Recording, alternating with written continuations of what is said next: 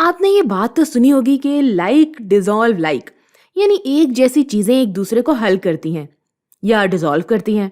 तो जब भी आप सॉल्युबिलिटी की बात करते हैं तो वैसे तो ये पूरी सोच मुकम्मल तौर पर ठीक नहीं है, लेकिन ये किसी भी कंपाउंड की सॉल्युबिलिटी का अंदाजा लगाने में मदद करती है। मिसाल के तौर पर अमूमन एक पोलर सॉल्वेंट एक पोलर कंपाउंड को ही हल करता है, इसलिए कहा जाता है कि लाइक डिसॉल्व लाइक, यानी एक जैसी चीज दूसरे को डिसॉल्व करती है। यहाँ मेरे पास एक पोलर सॉल्वेंट भी मौजूद है और ये आयोनिक सॉल्यूट में हल हो जाएगा, क्योंकि आमतौर पर आप आयोनिक कंपाउंड की वजाहत पोलर कंपाउंड के तौर से नहीं करते। इसी तरह से एक नॉन पोलर सॉल्वेंट एक नॉन पोलर कंपाउंड को ही डिसॉल्व करता है, लेकिन पोलर सॉल्वेंट एक नॉन पोलर कंपाउंड को डिसॉल्व नहीं करेगा, क्योंकि ये तो एक दूसरे से मुख्तलिफ है ना। यहाँ पोलर सॉल्वेंट की मिसाल पानी होगी और नॉन पोलर कंपाउंड की मिसाल तेल होगी। हम जानते हैं कि पानी तेल को डिसॉल्व नहीं कर सकता, तो चलो सबसे पहली वाली बात पर चलते हैं कि पोलर सॉल्वेंट पोलर कंपाउंड को या आयोनिक कंपाउंड जैसे कि सोडियम क्लोराइड है उसको हल कर सकते हैं। हम तजर्बे से जानते हैं कि सोडियम क्लोराइड यानी नमक पानी में सॉल्युबल होता है। यहाँ हमारे पास नमक का एक क्रिस्टल मौजूद है और हम जानते हैं कि क्रिस्टल्स अट्रैक्टिव फोर्सेस की मदद से एक दूसरे से जुड़े हुए होते हैं और ये positive charge sodium cation negative charge chloride anion की तरफ खिंचता है। ऑपोजिट या बरअक्स चार्जेस एक दूसरे की तरफ अट्रैक्ट होते हैं और हमारे क्रिस्टल्स इन अट्रैक्टिव फोर्सेस की मदद से आपस में जुड़ जाते हैं। अगर हम पानी के मॉलिक्यूल्स की बात करें तो हम जानते हैं कि पानी एक पोलर सॉल्वेंट है। ऑक्सीजन इस हाइड्रोजन से ज्यादा इलेक्ट्रोनेगेटिव होता है, तो ये इस बॉन्ड के पास इलेक्ट्रॉन्स की कुछ डेंसिटी ले आएगा, जिसकी वजह से इस पर पार्शियल नेगेटिव चार्ज आ जाएगा। अगर हम इस हाइड्रोजन से इलेक्ट्रॉन्स की कुछ डेंसिटी निकालेंगे तो हाइड्रोजन पर पार्शियल पॉजिटिव चार्ज आ जाएगा और चूंकि ऑपोजिट चार्जेस एक दूसरे को अपनी तरफ अट्रैक्ट करते हैं तो पानी में मौजूद हाइड्रोजन का partial positive charge negative charge chloride ion की तरफ खींचेगा। तो यहाँ एक कशिश या इंटरैक्शन मौजूद होगी। अगर यहाँ हमारे पास एक पानी का मॉलिक्यूल हो और एक मॉलिक्यूल यहाँ हो तो यहाँ पार्शियल नेगेटिव ऑक्सीजन होगा और यहाँ पार्शियल पॉजिटिव हाइड्रोजन। यहाँ एक और अट्रैक्टिव फोर्स मौजूद होगी। हम इन क्लोराइड आयंस को सॉलिड से निकाल सकते हैं और इससे सॉल्यूशन मिला सकते हैं। तो यहाँ सीधे हाथ पर हमारे पास सैलाइन सॉल्यूशन में क्लोराइड आयन मौजूद है जो कि पानी के मॉलिक्यूल से घिरा हुआ है और फिर यहाँ हमारे पास ये तमाम partial positive hydrogen negatively charge A9 से इंटरैक्ट कर रहे हैं। अब चूंकि सोडियम कैटायन पॉजिटिवली चार्ज है तो ये पानी में मौजूद पार्शियली नेगेटिव चार्ज ऑक्सीजन से इंटरैक्ट करेगा या मिलेगा, तो ऑपोजिट चार्जेस एक दूसरे को अपनी तरफ खींचेंगे। तो हमारे पास यहाँ पानी में पार्शियली नेगेटिव ऑक्सीजन है जो कि पॉजिटिवली चार्ज कैटायन से मिल रहा है। तो हमारा पोलर सॉल्वेंट जो कि पानी है इसे सॉल्यूट के साथ इंटरैक्ट करने के काबिल होना होगा और इस सूरत हाल में ये पोलर सॉल्वेंट यहाँ उल्टे हाथ पर मौजूद इस सॉलिड पर हमला करेगा और ये हमारे क्रिस्टल की आयन इंटरैक्शन का तबादला सॉल्यूशन की आयन डाइपोल इंटरैक्शन से करेगा।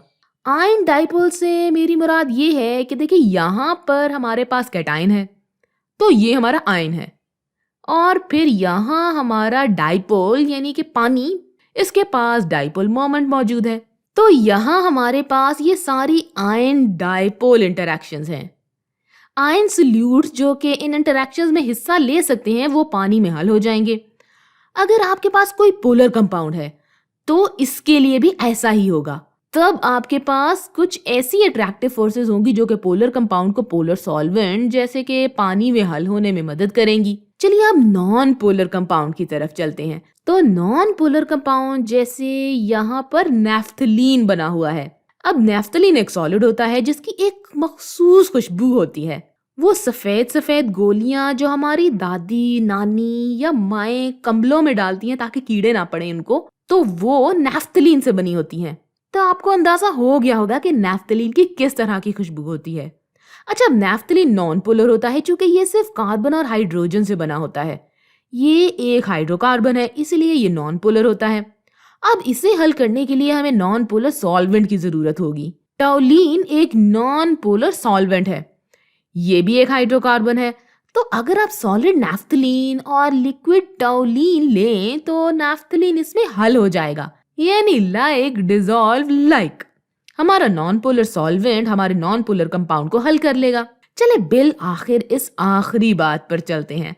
तो पोलर सॉल्वेंट जैसे कि पानी है, इसे असूलन एक नॉन पोलर कंपाउंड जैसे कि नैफ्थलीन, इसको इसे हल नहीं करना चाहिए।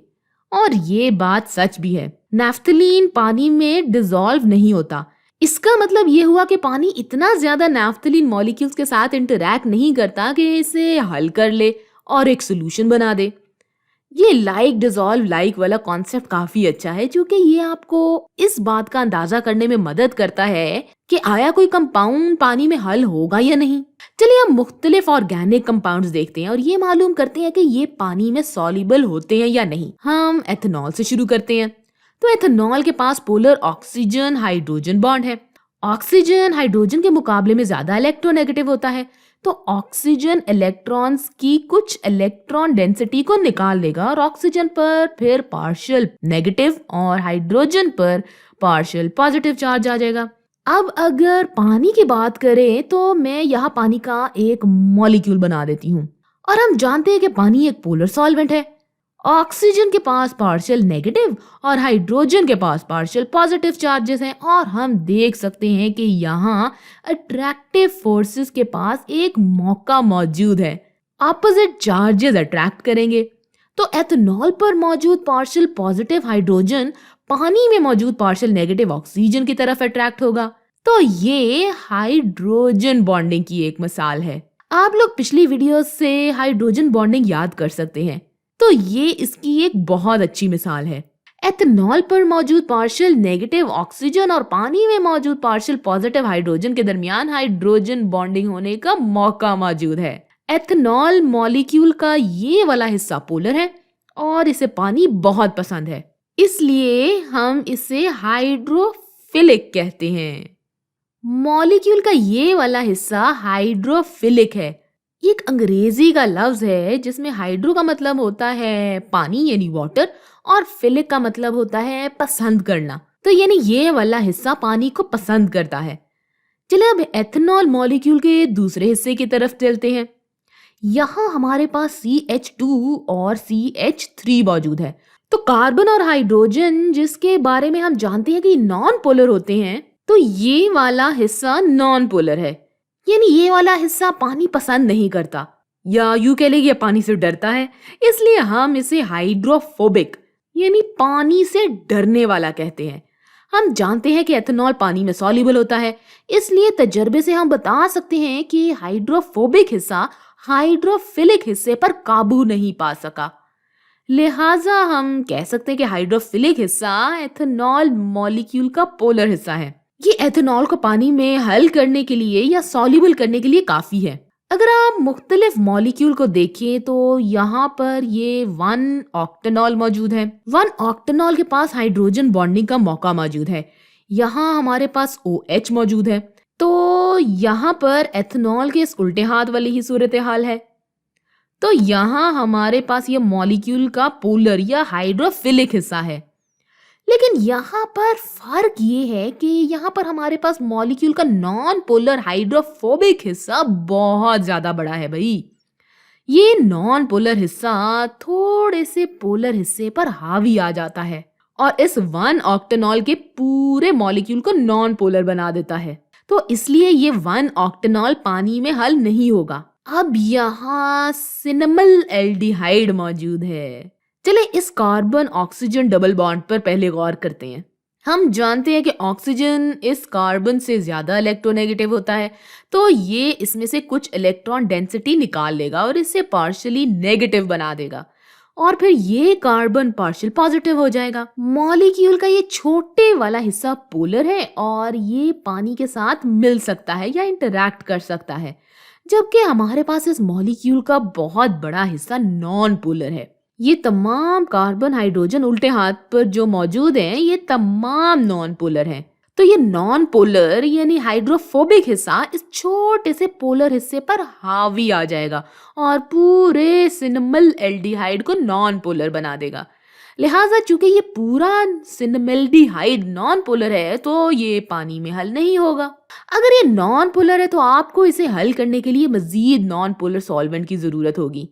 और ऑर्गेनिक नॉन पोलर सॉल्वेंट की ऐसी बहुत सी मिसालें मौजूद हैं जो सिनेमल एल्डिहाइड को हल करने की सलाहियत रखते हैं। तो चलें अब आगे बढ़ते हैं और सुक्रोज को देखते हैं। अब यहाँ पर हम बहुत सारे कार्बन और हाइड्रोजन देख सकते हैं। तो ये यहाँ पर मैं पहले इसमें मौजूद कार्बन को नुमाया कर देती हूँ। तो ये तमाम कार्बन और हाइड्रोजन है। तो सबसे पहले आपके जहन में आएगा कि भाई ये तो नॉन पोलर होगा, लेकिन जाहिर सी बात है कि हमारे पास बहुत सारे OH ग्रुप्स भी मौजूद हैं। तो मैं इन OH ग्रुप्स में से चंद एक के गिर्द ये दायरा बना देती हूँ। अब हमारे पास ये तमाम OH ग्रुप सुक्रोज मॉलिक्यूल में मौजूद हैं। इसका मतलब ये हुआ कि यहाँ हाइड्रोजन बॉन्डिंग के बहुत से मौके मौजूद हैं और हाइड्रोजन बॉन्डिंग के इन तमाम मौकों की वजह से सुक्रोज पानी में सॉल्युबल होता है। और ये बात हम तजर्बे से भी जानते हैं। सुक्रोज, जिसको हम आम ज़बान में चीनी कहते हैं, वो पानी में हल हो जाती है। तो हाइड्रोजन बॉन्डिंग के मौके इस सुक्रोज के सॉल्युबल होने की वजह है। अच्छा भाई, अब बेंजोइक एसिड कमरे के दर्जा हरारत पर सॉलिड होता है। अगर आप बेंजोइक एसिड के क्रिस्टल्स लें और इसे किसी दर्जा हरारत पर मौजूद पानी में डालें तो इसके क्रिस्टल्स हल नहीं होंगे। हम इस चीज की वजाहत बेंजोइक एसिड के स्ट्रक्चर को देखकर भी कर सकते हैं, जिसमें हमारे पास कंपाउंड का ये वाला हिस्सा इलेक्ट्रोनेगेटिव ऑक्सीजन की मौजूदगी की बना पर पोलर और हाइड्रोफिलिक होता है, जबकि ये वाला हिस्सा कार्बन और हाइड्रोजन की मौजूदगी की बना पर नॉन पोलर और हाइड्रोफोबिक होता है। अब चूंकि बेंजोइक एसिड के क्रिस्टल्स कमरे के दर्जा हरारत वाले पानी में सॉल्युबल नहीं होते, तो इसका मतलब हुआ कि कंपाउंड का हाइड्रोफोबिक हिस्सा कंपाउंड के हाइड्रोफिलिक हिस्से पर हावी आ जाता है। लेकिन अगर आप पानी को गर्म कर दें तो आप बेंजोइक एसिड के क्रिस्टल्स को पानी में हल कर सकते हैं। चलिए अब फर्ज करते हैं कि बेंजोइक एसिड कमरे के दर्जा हरारत वाले पानी में मौजूद है और हम इसमें बेस शामिल कर दें, जैसे कि सोडियम हाइड्रोक्साइड बेस। तो सोडियम हाइड्रोक्साइड बेंजोइक एसिड के सबसे ज्यादा एसिडिक प्रोटॉन से रिएक्ट करेगा।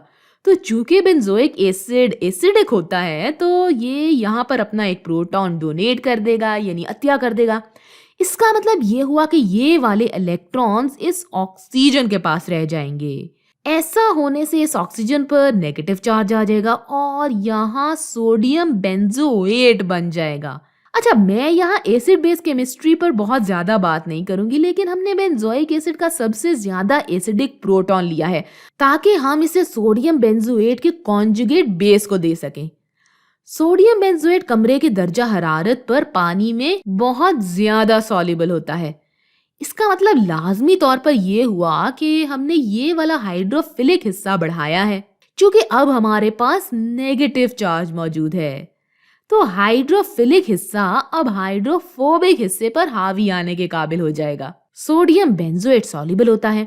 ये नेगेटिव चार्ज सॉल्वेंट के साथ, जो कि पानी है, इसके साथ अच्छी तरह से मिलने या इंटरैक्ट करने के काबिल होता है।